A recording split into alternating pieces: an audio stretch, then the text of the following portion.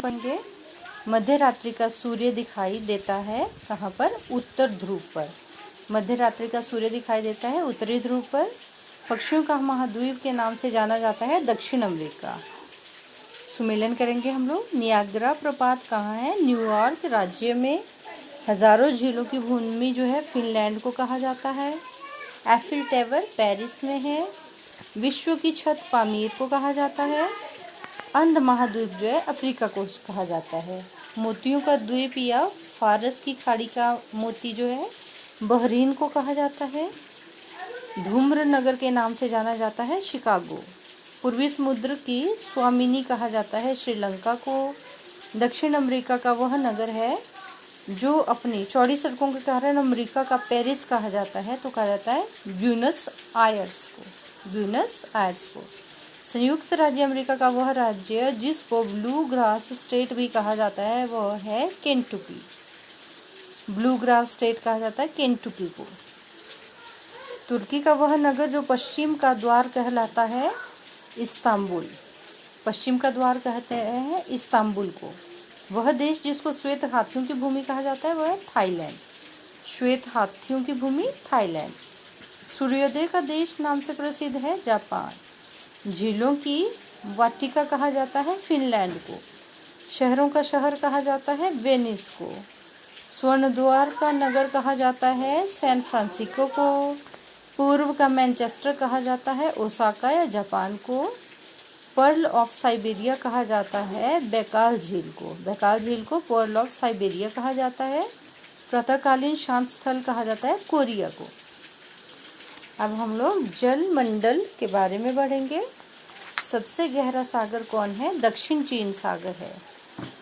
और पृथ्वी की सतह का वह भाग जो पानी से ढका है लगभग है वो 2/3 भाग जो है पृथ्वी का पानी से ढका हुआ है।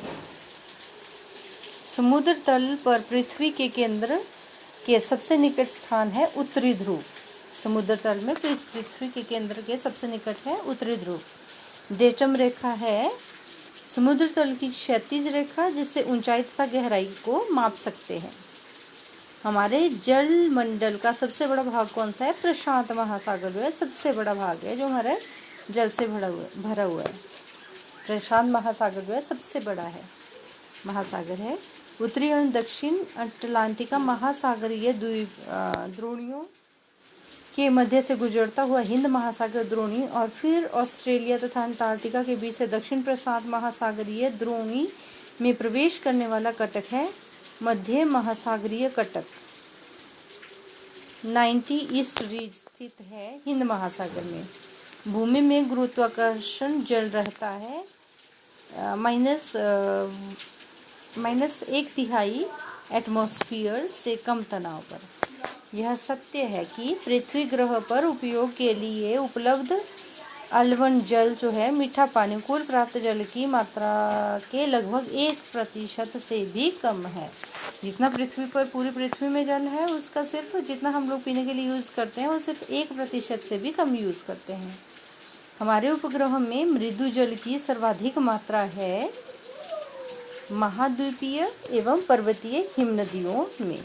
पृथ्वी ग्रह पर अधिकांश अलवण जल बर्फ छत्रक और हिमनद के रूप में रहता है। शेष अलवण जल का सबसे अधिक भाग है भूमिगत जल के रूप में।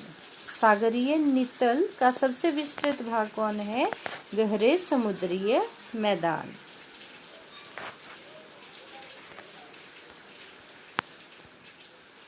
अब हम लोग विश्व के प्रमुख समुद्रों के बारे में पढ़ेंगे।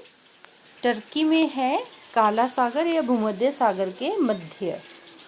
टर्की में है काला सागर और भूमध्य सागर के मध्य। सागरों का पश्चिम से पूर्व सही क्रम कीजिए।